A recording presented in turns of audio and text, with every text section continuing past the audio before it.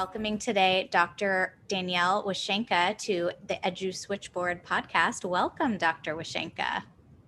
Thanks so much for having me. Yeah, absolutely. So Dr. Wischenka, I met because she works in my building, but not anymore because of COVID. So she has moved out to another practice. But she is a therapist in the area who brings a really unique, a unique kind of twist and emphasis to her practice. And she serves children, she serves adults, and I'm just really excited to have you here because I think you could be a huge resource to families in our area and throughout California and Colorado. So I'm really interested to ask you some questions and hear more about your practice. Yeah, thanks so much. You're welcome. All right. Well, can I call you Danielle, or do you want me to call you Dr. Wischenka? I ask clients usually Dr. Danielle, Dr. D, Dr. Wischenka, whatever they feel comfortable with. So okay. Sure. Well, Dr. Danielle, tell our audience a little bit about you. So in a nutshell, I'm a licensed clinical psychologist. As you mentioned, I have licenses in Colorado and California. And I sort of have a few specialties: child and adolescent health, clinical psychology, and something called behavioral medicine or health psychology, which we can sort of get into a little bit more. Yeah, awesome. Can you, so first speak to that child adolescent health psychology. I want to know kind of how your twist there. Yeah. So I think it'll probably be helpful if I draw in a little bit about my educational background. Please, yeah. I think that's where I sort of developed this passion. So just if people know me personally outside of my profession, I'm a people person. I really enjoy interacting with people, getting to know them, and I really value everyone's stories. And I think people are really unique. I don't really believe in the philosophy where one size fits all in anything. And I think that's also demonstrated on my website too, sort of like one size fits one. That's the way that I think about symptoms, interventions, things like that. So I think a lot about the uniqueness of people. But where I was sort of interested in terms of my education was that it seemed to be like there were only two people. There were the child folks that did child and adolescent work. And then there were the adult people. And to my mind, that didn't really make so much sense because I'm pretty integrative and holistic. And we see that, folks see that in my interventions too. I'm really drawing from a lot of sort of theoretical backgrounds. And the great thing is that every adult was once a child, and every child is still that child, and we don't sort of lose that. We just build upon that. This is going to encapsulate some of the ways that I work. I use a lot of metaphors. So a metaphor, if you will, is a photocopy machine. And you sort of, no matter how many times you photocopy, so now I know we're all sort of in home offices or working remotely, so I don't know if people have those full big Xerox copy machines. But if you have one laying around, if you know what I'm talking about, maybe I've dated myself. Visualize. We can visualize it. Right. You can draw the image. No matter how many times you do the photocopy, how dark or distorted it gets, the original imprint is still there in some way. And that's how I think about folks that truly gather experiences throughout life, right? As an adult, you're gathering experiences. The things that were sort of foundational don't go away.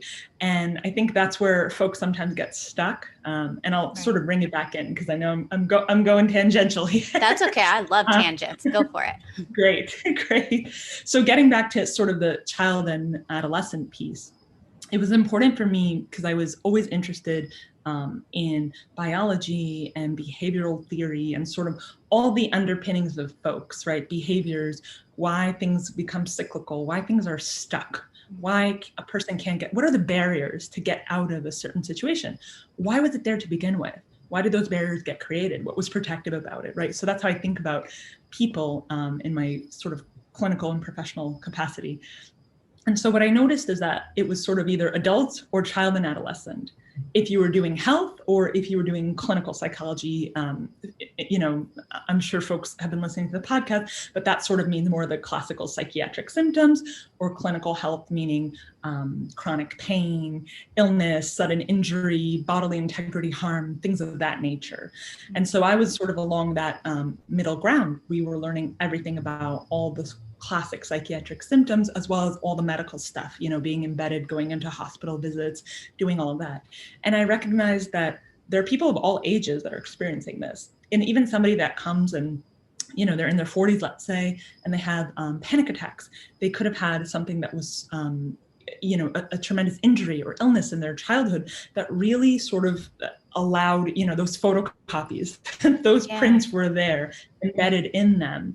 And so that's where, that's how Better Health Therapy really came to be formed, because I wanted to integrate all of that and be able to serve folks at any point, whether it's a parent who's concerned about a child, they have a new diagnosis, something like that, or, somebody who's just moved in transition as a young professional to the Bay Area and has had all these sort of disconcerting experiences. So the idea there is that there's better health that can be achieved emotionally, psychologically, physically, of course, right?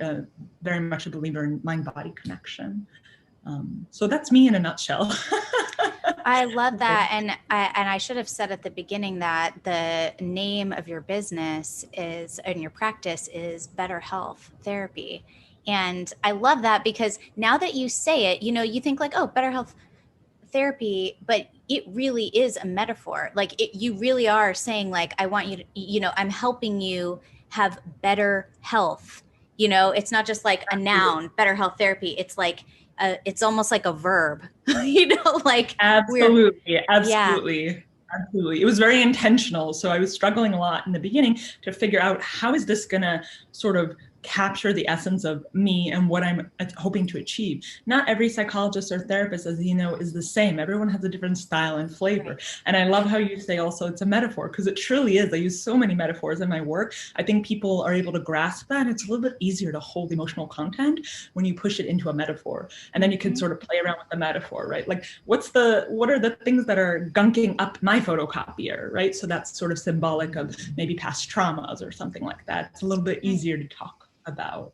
Right. What kinds of things are you noticing with your clients right now, be them the kids or the teenagers who are dealing with this past year being home most of the time, on screens a lot of the time? And then what are you finding with their parents, and kind of how are you helping people through that? Yeah. So I think about it like, what are the kids and adolescents dealing with, parents, young professionals, and things like that. And I think some of them are overlapping, but certainly they all have their sort of unique challenges. So I think you sort of mentioned it before, screen time, right? I think we're seeing a lot of screen fatigue and also misuse or confusion around screens and what that means. I think it goes part and parcel with developmental milestones that are not sort of being met. So I think about the fact that one of my specialties is anxiety. And so a lot of my social anxiety kiddos and adolescents are waiting to get to middle school or get to high school or get to college. And there's something sort of removed about that experience and that transition now that we're social distance learning. So there aren't those natural we have to work much harder, for example, to do an exposure for, socializing and, exposures for phobias and even OCD, right? Especially contamination. So there's so many things that are nuanced, but I think folks, overall are struggling with the boundaries because we have, from global, we have the impact of global health and the idea of, sort of what are the parameters, and they're sort of ambiguous and they're changing and they're not, as soon as we get to this normal, something else sort of happens and we have to adapt. So I think, all of those are compounded, right? You have the lack of developmentally met milestones, which would have appropriated the ability to build more resilience than, we would have liked kiddos to be in. And I'm seeing some developmental shifts almost downward, almost like a regression, if you will, if you'll allow me to sort of use that word to encapsulate what I mean. And it's heartbreaking as a practitioner and it's heartbreaking as a parent. So getting back to your question of how I'm supporting parents and that, we're having a lot more meetings. I mean, in Better Health Therapy, I really believe parents and clients, everyone needs to be empowered. They need to know sort of what I'm doing. They need to feel free to check in. They need to say like, hey, what's up with this behavior? Or can you, by the way, integrate this behavior into the treatment plan? Because you have this one treatment plan, but I'm noticing this other thing. it needs to be collaborative and flexible, right? So in regards to that, I'm supporting parents in normalizing this. One of the things that parents are sometimes asking or having an idea about is sort of a perseveration around where they used to be. But the whole world has changed. We're almost in a year of extreme change. Trauma, because we don't know when it's over, what's going on. There's conflicting news and evidence, and it's so confusing. And then you have the young people that want that immediate gratification and reward through the phone. So I think that, that's just sort of one dyad or dynamic that I'm noticing with teens and even younger kiddos and their parents. And then of course there's burnout. So a lot of young professionals and adults, and even the parents fall into that category. A lot of lack of motivation, confusion around boundaries in the home. Now everyone is in the home constantly, all the time. And I keep emphasizing that just because this phrase has come out that it's a new normal, it doesn't mean that suffering or pain or depression or anxiety needs to now be normal. Right. And in my experience, it doesn't mean that once, COVID restrictions are lifted or changed, those things go away, right? Mm-hmm. Here's another metaphor. So there's something called Occam's broom. I didn't make this up. This was, I think, like a physicist or a molecular biologist. Anyway, they came up with some way to, again, use a metaphor. If you've ever heard that idiom, like sweeping things under the rug. So what do we do that with? We do that with a broom. And it's called Occam's broom. And so the idea is those things don't go away. The dust and the dirt and all that grime that is put under the rug, eventually you're going to trip over that if you keep pushing it down, right? So this idea of new normal doesn't sort of jive well with better health therapy, for what it's worth, because it doesn't have to be the sort of normative experience, I don't think. Yeah. One of the things that you were just talking about that I've really been thinking a lot about is how developmental milestones aren't being met because kids aren't participating as actively in their lives, and screens have taken so much over their free time that I keep coming back to this phrase I've used a bunch of times, but it's like they're passively living, right? So like in every free moment, instead of getting up and doing something, it's so easy and it becomes habitual to just touch the screen of the thing that you want to do rather than the thing that you were supposed to be doing, or you have a break, so you switch to the website or the app that is, that you've been dying to do, but you've been in English class or something, so Mm-hmm. and then they never get up and they never do anything, and they're not with their friends, and they're not with, they're not learning these skills and having these responsibilities that require them to move from place to place, to show up, to, everything is just sitting in one place, like that movie Wally.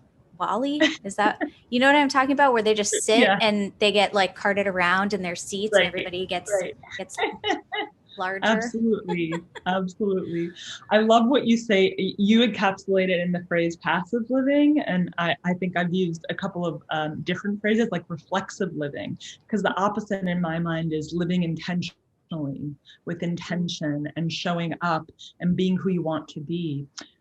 Another metaphor that pops into my mind that I've been using a lot, and it seems to come in waves, like within the time. I know right now in California, it's sort of raining and dreary.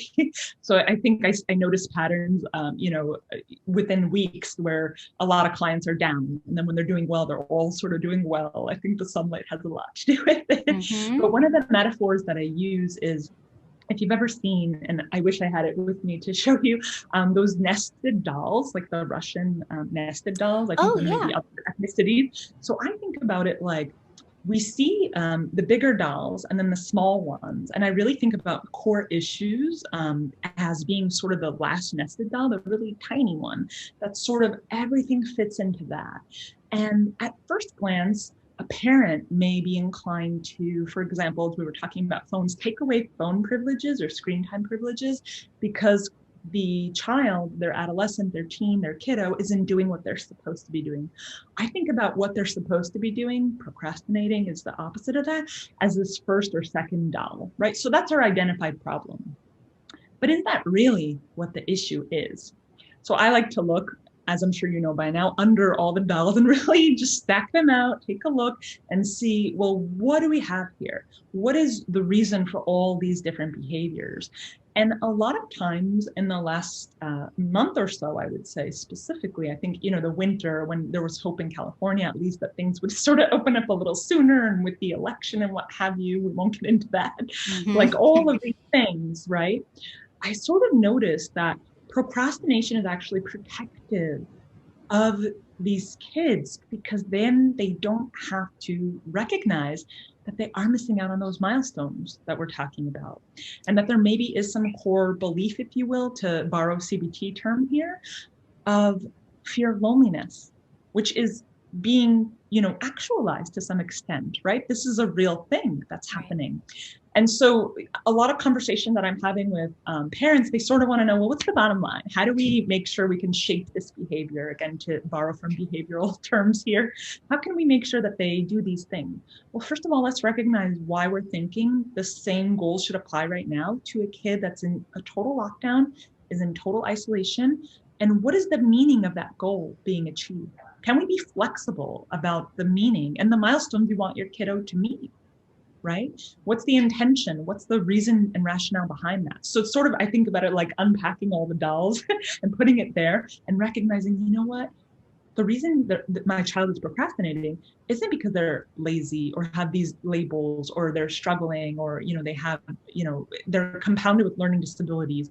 That may not be the reason. The reason is because if they did all their homework, they have a 7-hour gap. They have a 7-hour gap and they don't have something to fill it up with, right? And then once we recognize what that sort of bigger doll represents, we can, of course, have different interventions, but it takes that recognition of, well, what is going on and why? That sort of being curious instead of, oh, I feel pain. Let me just look the other way. Let me avoid, or let me rush to fix that pain. Pain is a signal in the body. It's telling you something's wrong, and it's a blessing to have pain. There are certain physical disorders, they're really rare, where a person doesn't have pain.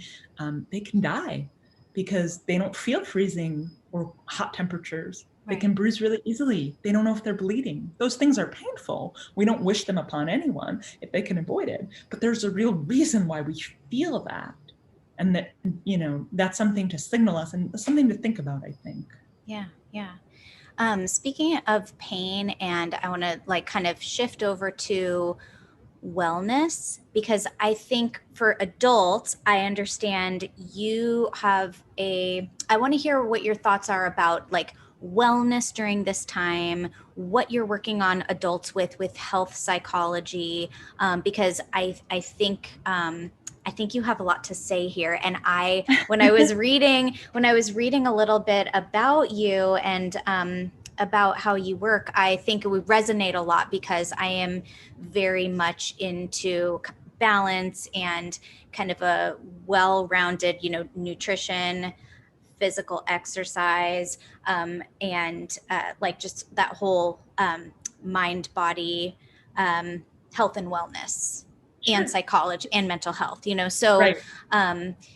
Yeah, talk to us about that. Sure, absolutely. Another one of my passion points, right? So in terms of health and wellness, we have a couple of different categories, right? So health and wellness, when God forbid somebody is ill, obviously means one thing.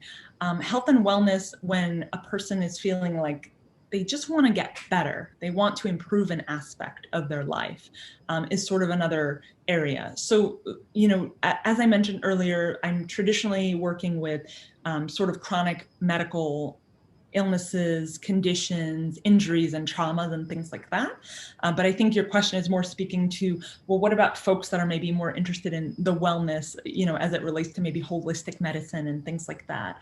Yeah, and I'm also, yes, and especially at times like this where everyone is just, people are less motivated to get up and go outside or, for fear, but also just because it's easier to stay sitting on the couch or at your desk, and just kind of what being at home is doing to people's mental health, to where they're less motivated to do the activity, get up and move and get outside and stuff like that. Yeah, sure. So, I mean, it sounds like a lot of that burnout and motivation. So, let's start with the research, right? Yes. We know how useful, how important, and especially now when, unfortunately, the fact of COVID is really the suffocation, right? That's the piece of it that's so frightening, and we're protecting ourselves with masks outside and social distancing and what have you. It can't be overemphasized enough how important physical activity is at this time.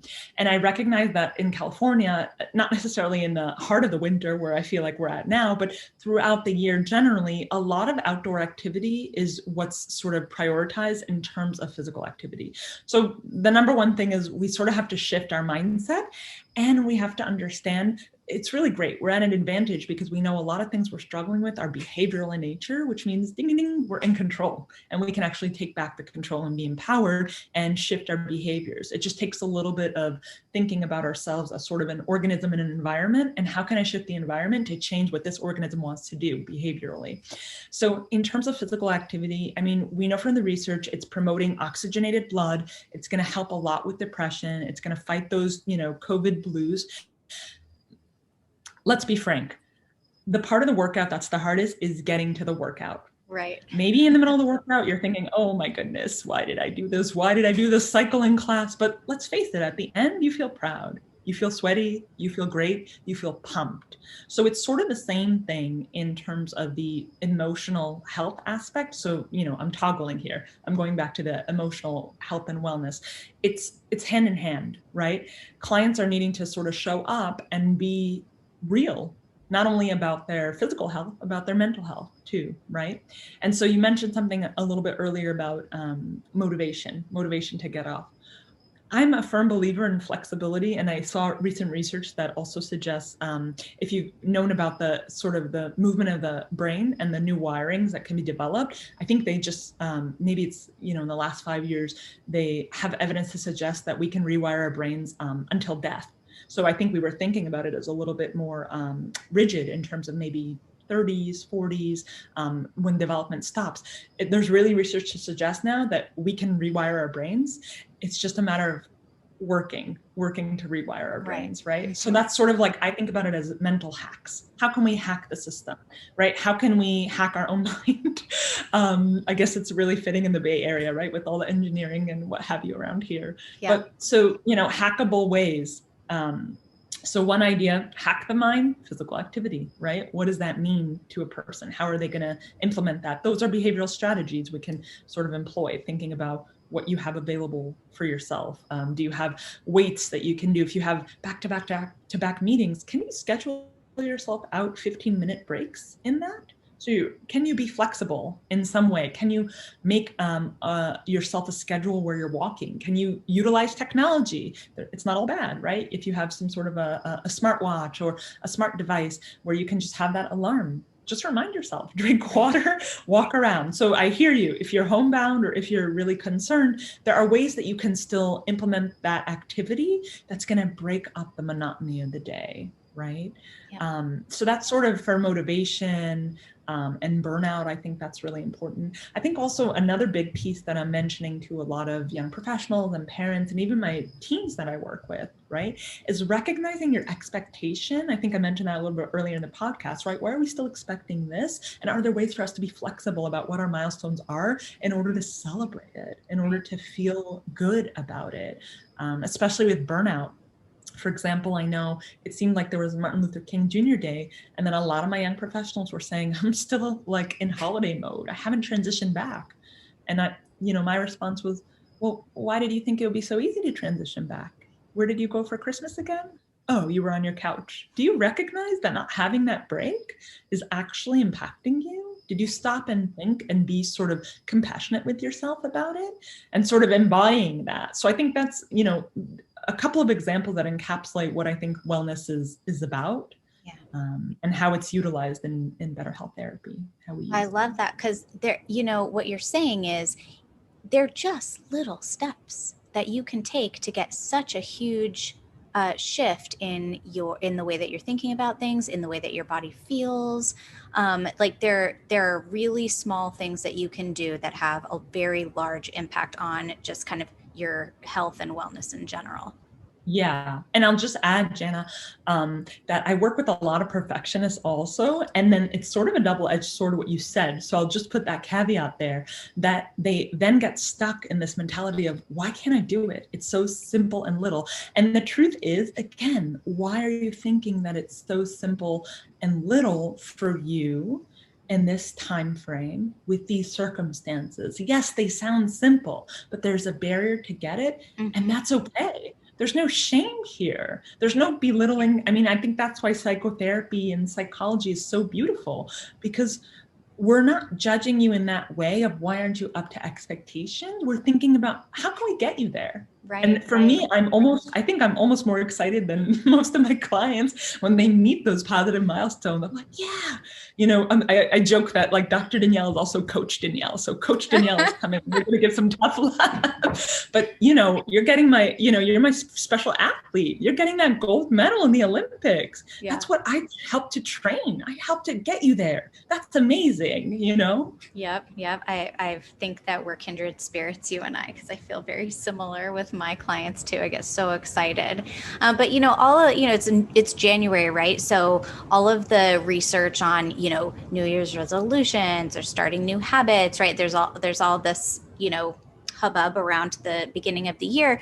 But when, you know, the things that I've been listening to and just reminding myself are that they are really little things, but you're right.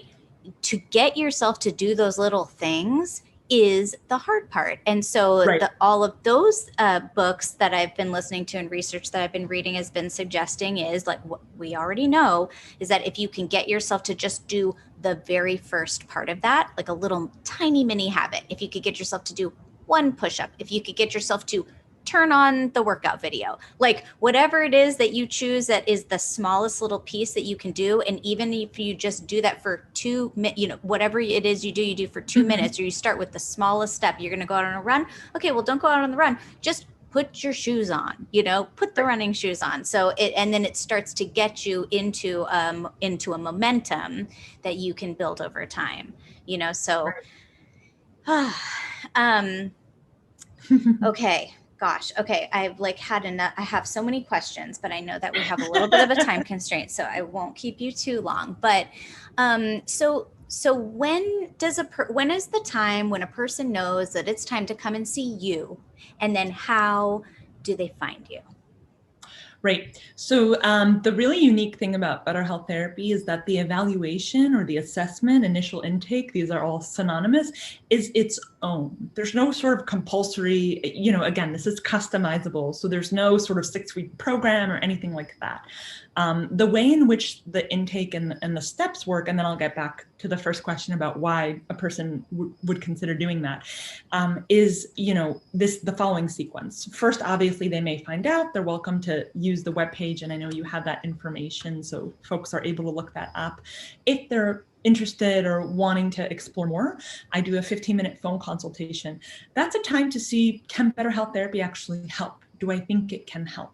Do we think that this might be a good fit? Not every clinic is going to be the same fit, because remember my first soapbox here, every person is their own unique being. And I recognize that, you know, there are moments where I have to put some tough love on, and some patients might not like that. Some clients are not invested or interested in that specific way of therapy.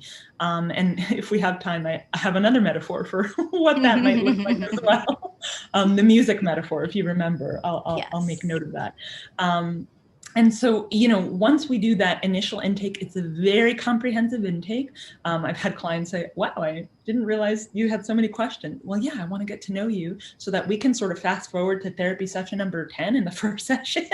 So I want to sort of hit the ground running, right? Especially because I'm looking for sort of creation of those Olympic champions, even if they haven't been running for 20 years, right? That's sort of what I'm looking for. So I need to know a lot about the potential client or the family.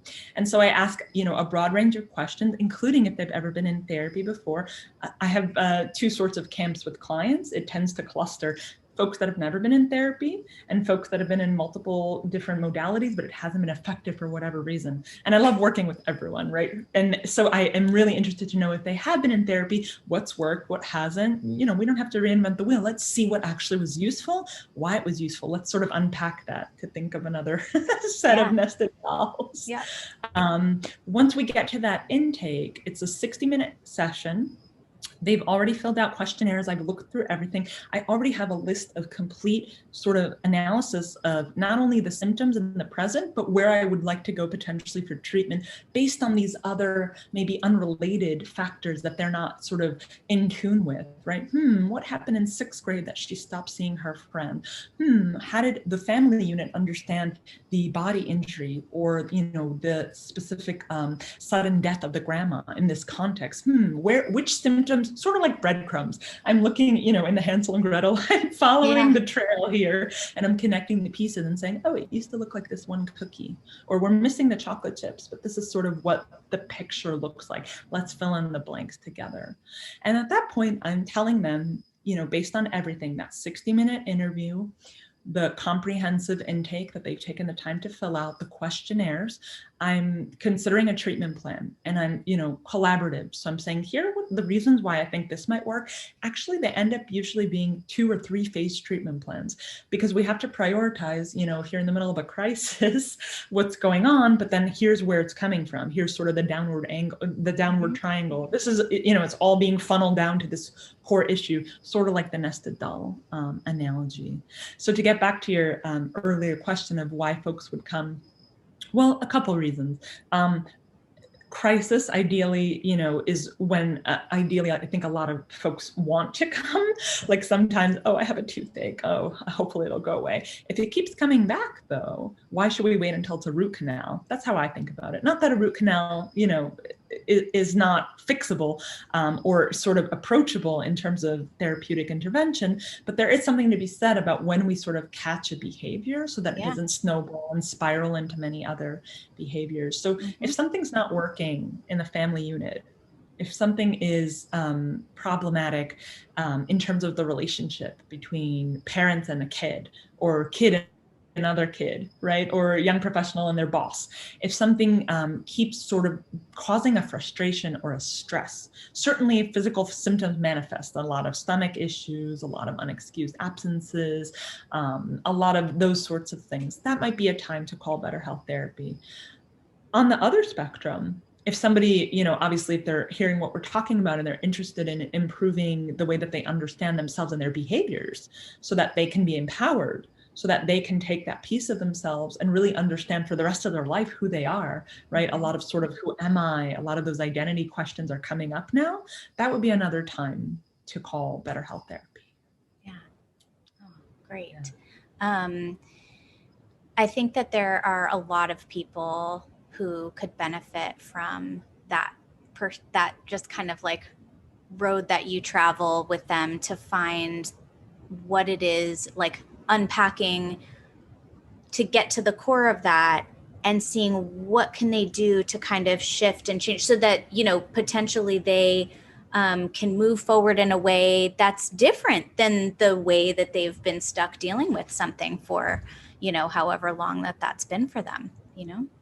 Right, yeah. Absolutely. I think that's the empowerment piece that I'm so passionate about, because I love to let folks know, and we're constantly checking in about what are my clinical hypotheses, why I'm doing what I'm doing, and ask them, do you think this is going to work?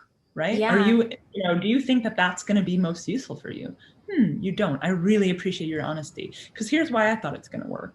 Why don't you tell me what you think you're willing to do? What's your willingness, right? And so when we talk about their cycles, right, you know, the stuck cycle of depression, the stuck cycle of anxiety, I often notice that it is, as I mentioned in that earlier metaphor, it is protective of something much deeper, which is often much more painful. And it's so antithetical because anxiety, especially, it masks, it sort of protects the person. And I say the word protecting very intentionally. I'm not using it sort of liberally here. It's very intentional. I really believe anxiety is a protector, but it's gone amok. It's gone awry.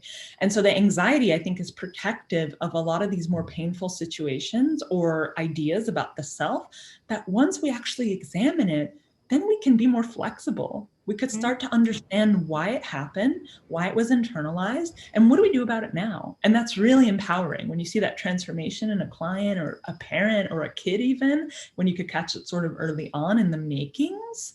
It's life-changing as much as it is for them. It is for on our side of it, you know? Yeah, absolutely. And I love that also that, and I'm a huge believer that it is really about the fit with the therapist. You know, I work with kids and families all the time. And one of my biggest goals, and the reason I'm doing this whole podcast, is because I think that the fit with who you're working with for what your needs are and just personality, how you mesh, that is so important in a therapeutic process, in a learning process, with coaching, just anything that we do, it's about the fit. And so I'm really hoping that this interview allows, you know, some potential people who might benefit from a fit with you to hear about your practice. And I think it's really special and valuable. And the great thing is you're available to people in both California and Colorado. So